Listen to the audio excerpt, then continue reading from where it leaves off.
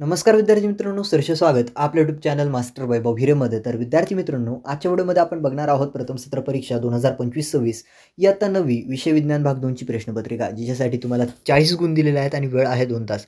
विद्यार्थी मित्रांनो, महाराष्ट्रातील विद्यार्थ्यांसाठी 9वीची जी सामायिक परीक्षा फर्स्ट टर्म एक्झामिनेशन तुम्ही हिला बोलता, हिची विज्ञान भाग 2 ची मराठीच्या विद्यार्थ्यांसाठी ही प्रश्नपत्रिका बघणार आहोत.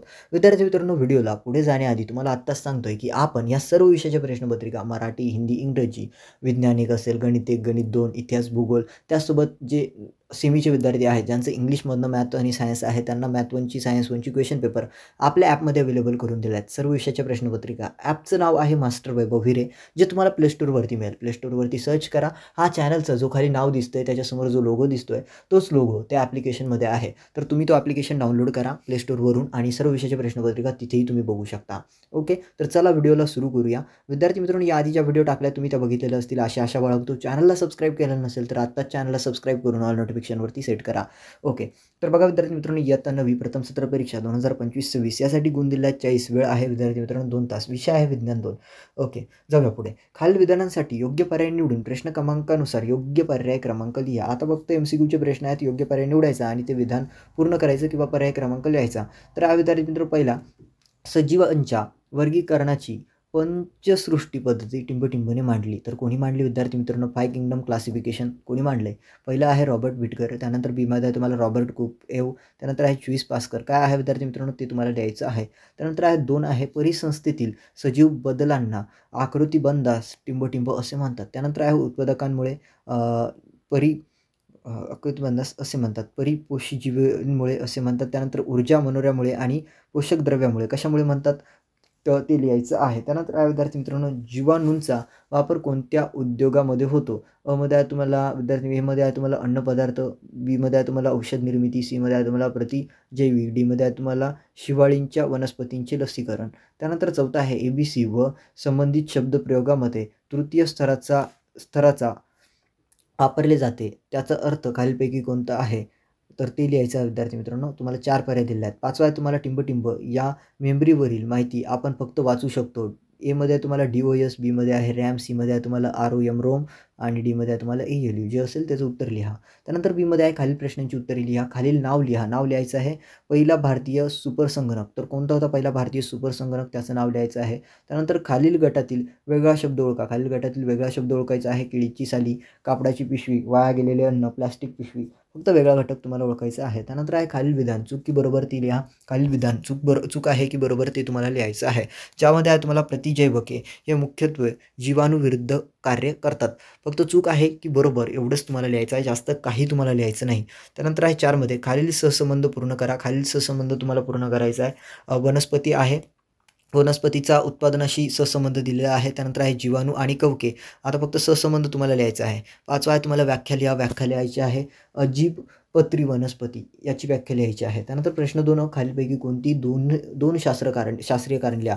खालीलपैकी तुम्हाला काही शास्त्रीय कारणे दिली आहेत, 3 दिलेले आहेत. त्यापैकी 2ची शास्त्रीय कारणे तुम्हाला सायंटिफिक रिझन्स तुम्हाला लिहायचे आहेत. पहिला आहे तुम्हाला अन्न साखळीमध्ये विघटकांची भूमिका महत्त्वाची असते, याचं शास्त्रीय कारण लिहा. 2 मध्ये आहे तुम्हाला दुधापासून दही निर्माण करताना लॅक्टोबॅसिलाई जीवाणू वापरले जातात, याचं शास्त्रीय कारण लिहायचं आहे. त्यानंतर 3रं आहे कपड्यांमध्ये डांबराच्या गोळ्या ठेवल्या जातात, याचं शास्त्रीय कारण तुम्हाला लिहायचं आहे. त्यानंतर आहे खालील प्रश्नांची उत्तर लिहा. कोणत्याही 3 प्रश्नांची तुम्हाला उत्तरे लिहायची आहेत. पहिला आहे थोडक्यात टिपा लिहा. हवामानशास्त्र याच्यावरती थोडक्यात टिपा लिहायची आहे. त्यानंतर दुसरं आहे ऑपरेटिंग सिस्टम म्हणजे काय स्पष्ट करा, याच्यावरती थोडक्यात टिपा लिहायच्या आहेत, थोडक्यात उत्तर लिहायचे आहे. त्यानंतर विद्यार्थी मित्रांनो, बर्ड फ्लू, H1N9 आणि स्वाईन फ्लू या रोगांच्या रोगप्रसार पद्धती आणि प्रतिबंधात्मक उपाय लिहा. बर्ड फ्लू आणि स्वाईन फ्लू या रोगांच्या प्रसार पद्धती आणि प्रतिबंधात्मक उपाय तुम्हाला लिहायचे आहेत. त्यानंतर आहे विद्यार्थी मित्रांनो, खालील आकृती दुरुस्त करा आणि आकृतीत योग्य पातळीनुसार नावे लिहा. फक्त योग्य पातळीनुसार नावे लिहायची विद्यार्थी मित्रांनो. ते धाड, मका, सरडा, नागतोडा दिला आहे. फक्त योग्य पातळीनुसार नावे लिहायची आहेत. त्यानंतर आहे तुम्हाला 5व्यामध्ये अबीजपत्री व बीजपत्री वनस्पतीमधील फरक स्पष्ट करा. प्रश्न 3 आहे खालील प्रश्नांची उत्तरे लिहा. कोणती 5 उत्तरे तुम्हाला लिहायची आहेत. 1 मध्ये आहे तुम्हाला स्पायरोगायराची नामनिर्देशित आकृती काढा. स्पायरोगायराला शैवाल का म्हटले जाते? घडतो आणि स्पायरोगायराचा समावेश कोणत्या विभागामध्ये होतो? अशा पद्धतीने प्रश्न आहे, त्याचं उत्तर लिहा. त्यानंतर दुसरा आहे नायट्रोजनचे स्थिरीकरण म्हणजे काय? नायट्रोजनचे जैविक स्थिरीकरण कसे होते ते लिहा असं म्हटलेलं आहे. 3रा प्रश्न आहे प्रतिजैवक म्हणजे काय? विस्तृत क्षेत्र प्रतिजैवके आणि मर्यादित क्षेत्र प्रतिजैवके म्हणजे काय ते स्पष्ट करा. आणि चौथा आहे खालील ओघतक्ता पूर्ण करा. खालील ओघतक्ता पूर्ण करायचा आहे. हवामानाचे घटक ह्याच्यावरती ओघतक्ता दिलेला आहे, तो ओघतक्ता पूर्ण करायचा आहे. फ्लोचार्ट ज्याला तुम्ही म्हणता 6 नावे लिहायची आहेत, 3 मार्क तुम्हाला मिळून जातील. त्यानंतर आहे 5वा खालील उतारा वाचा आणि त्यावरील प्रश्नांची उत्तर लिहा. संगणक महत्त्वाच्या भागामध्ये इनपुट सेंट्रल प्रोसेसिंग युनिट. बघा हा उतारा दिलेला आहे, याचा लवकर स्क्रीनशॉट घ्या विद्यार्थी मित्रांनो, तुम्हाला काही सेकंदाचा वेळ देत आहे. याचा स्क्रीनशॉट घ्या. बघूया यावरती काय प्रश्न दिलेले आहेत. पहिला प्रश्न आहे विद्यार्थी मित्रांनो, संगणकाचे महत्त्वाचे भाग कोणते ते लिहा. जेव्हा उतारा वाचणार तुम्हाला याची उत्तरे मिळून जातात. त्यानंतर आहे दुसरा, इनपुट युनिटचे मुख्य कार्य कोणते ते लिहा. त्यानंतर तिसरा आहे आउटपुट युनिटचे मुख्य कार्य कोणते ते लिहा. त्यानंतर स्पष्ट करायचं आहे आमिनीकरण, नायट्रीकरण आणि विनायट्रीकरण. हे फक्त काय करायचं स्पष्ट करायचं आहे. त्यानंतर 7वा आहे फ्युनरिया वनस्पतीची आकृती काढून नावे द्या आणि थोडक्यात स्पष्ट करा. त्यानंतर आहे लॅक्टोबॅसिलाई जीवाणूंचे उपयोग स्पष्ट करा. प्रश्न 4 आहे खालीलपैकी कोणताही एक उपप्रश्न सोडवा. खालीलपैकी एक उपप्रश्न सोडवायचा आहे. खालील उतारा काळजीपूर्वक वाचा आणि त्यावरील विचारलेल्या प्रश्नांची उत्तर लिहा.